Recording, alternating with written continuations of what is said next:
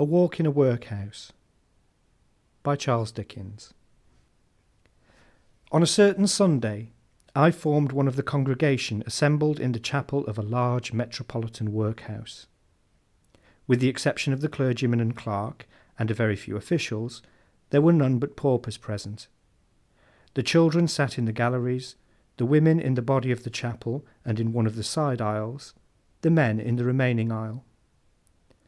The service was decorously performed, though the sermon might have been much better adapted to the comprehension and to the circumstances of the hearers.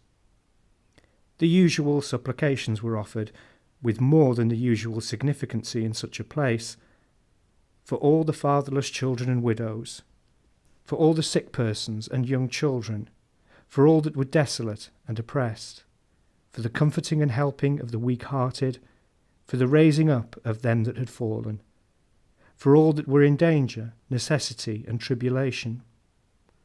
The prayers of the congregation were desired for several persons in the various wards dangerously ill, and others who were recovering returned their thanks to heaven.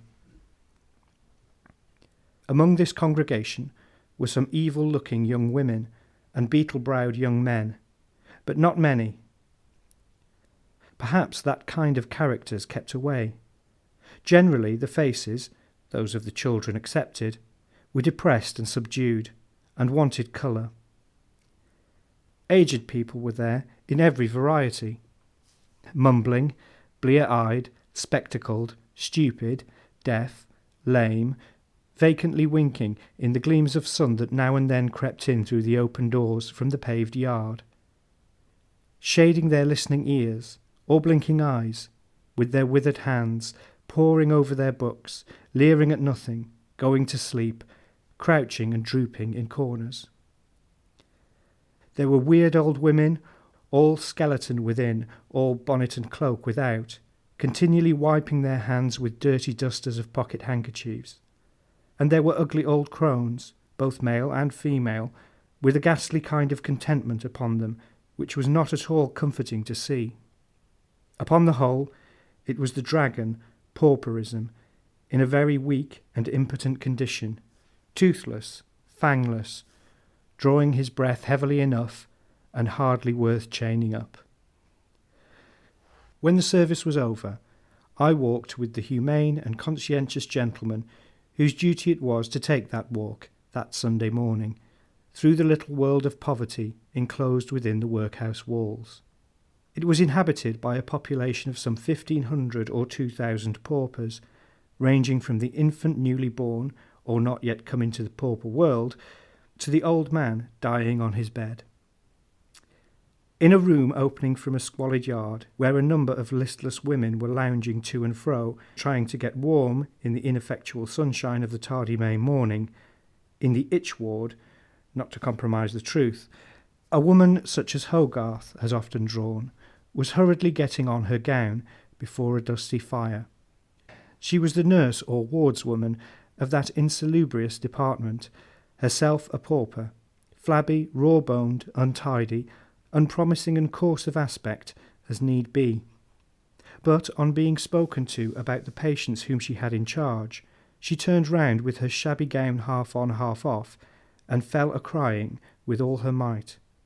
Not for show, not querulously, not in any mawkish sentiment, but in the deep grief and affliction of her heart, turning away her dishevelled head, sobbing most bitterly, wringing her hands, and letting fall abundance of great tears that choked her utterance. What was the matter with the nurse of the itch ward? Oh, the dropped child was dead. Oh, the child that was found in the street, and she had brought up ever since, had died an hour ago. And see where the little creature lay, beneath this cloth, the dear, the pretty dear.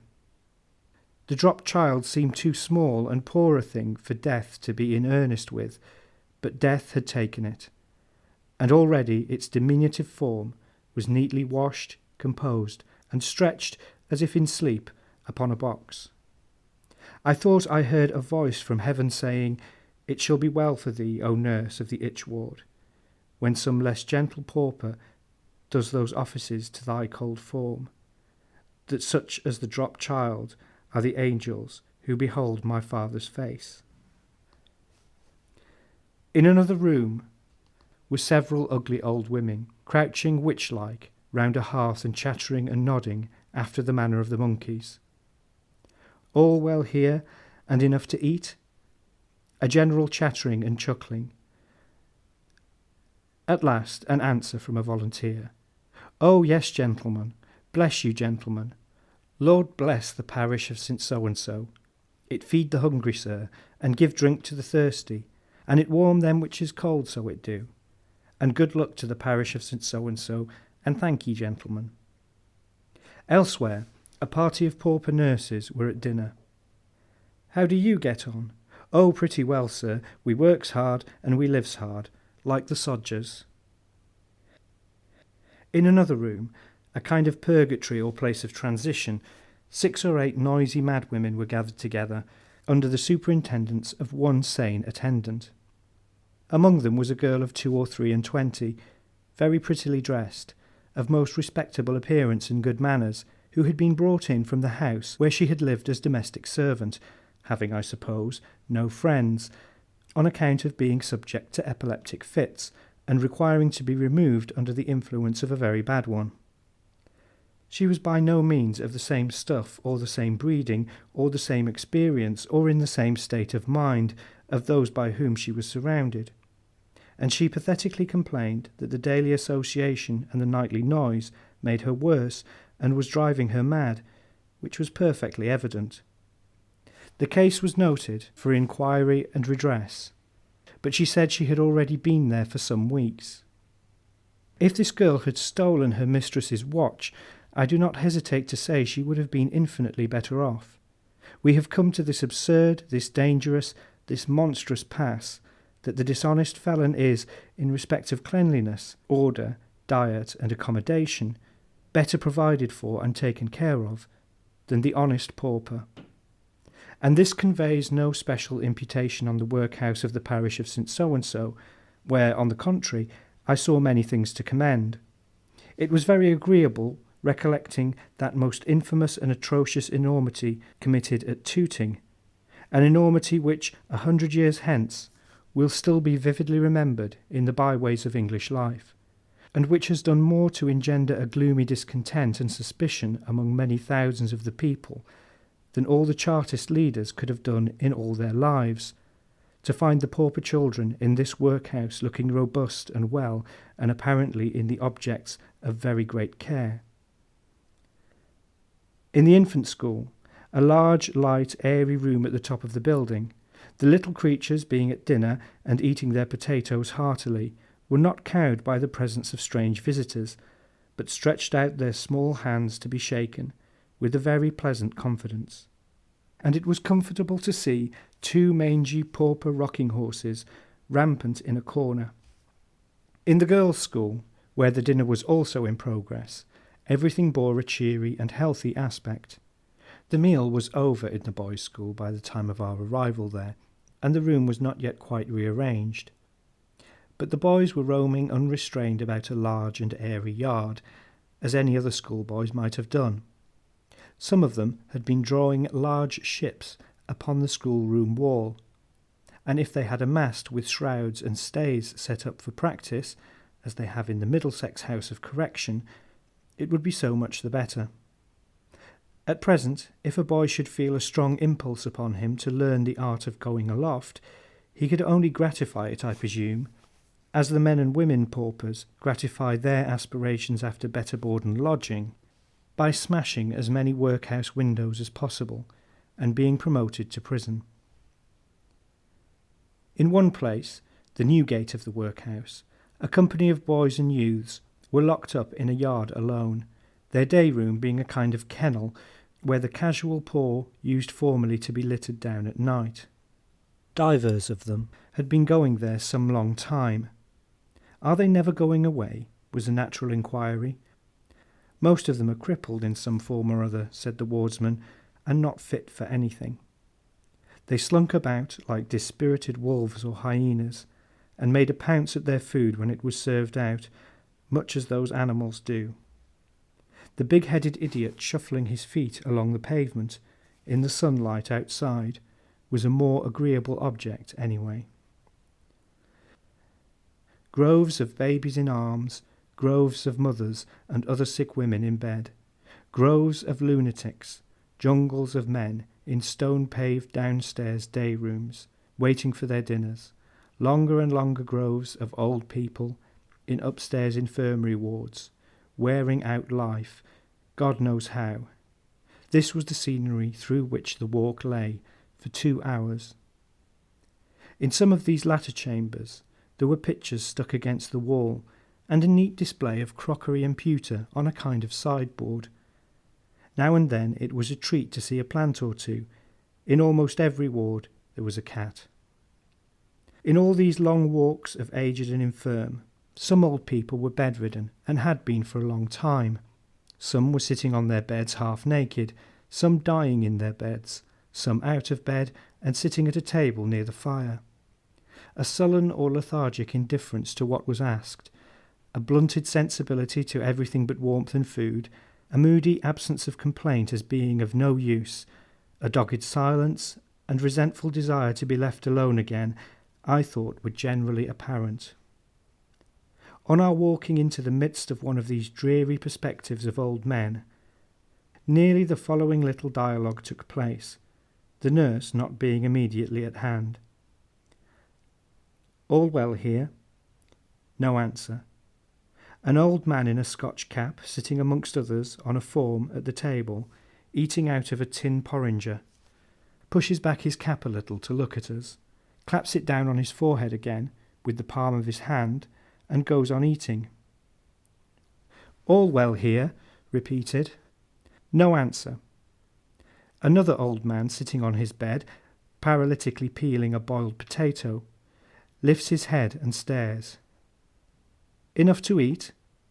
No answer. Another old man in bed turns himself and coughs. How are you today? To the last old man. That old man says nothing, but another old man, a tall old man of very good address, speaking with perfect correctness, comes forward from somewhere and volunteers an answer. The reply almost always proceeds from a volunteer, and not from the person looked at or spoken to. We are very old, sir, in a mild, distinct voice.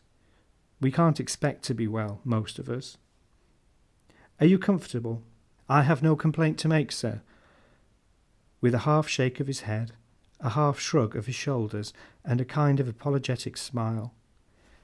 Enough to eat? Why, sir, I have but a poor appetite. With the same air as before. And yet I get through my allowance very easily. But, showing a porringer with a Sunday dinner in it, here is a portion of mutton and 3 potatoes. You can't starve on that. Oh dear, no, sir, with the same apologetic air. Not starve. What do you want? We have very little bread, sir. It's an exceedingly small quantity of bread. The nurse, who is now rubbing her hands at the questioner's elbow, interferes with, It ain't much really, sir. You can see they've only 6 ounces a day, and when they've took their breakfast, there can only be a little left for night, sir.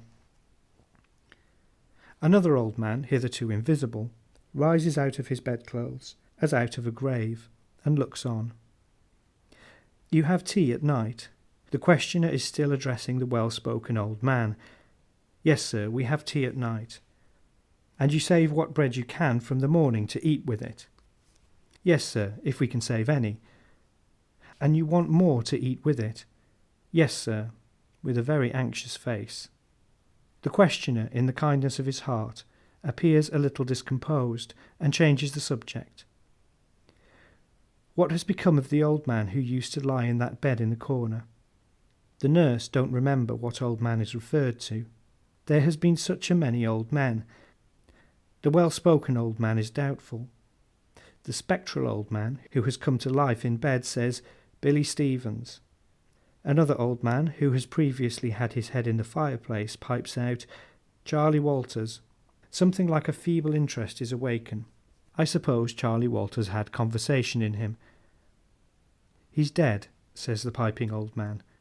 Another old man, with one eye screwed up, hastily displaces the piping old man and says, "Yes, Charlie Walters died in that bed, and Billy Stevens," persists the spectral old man.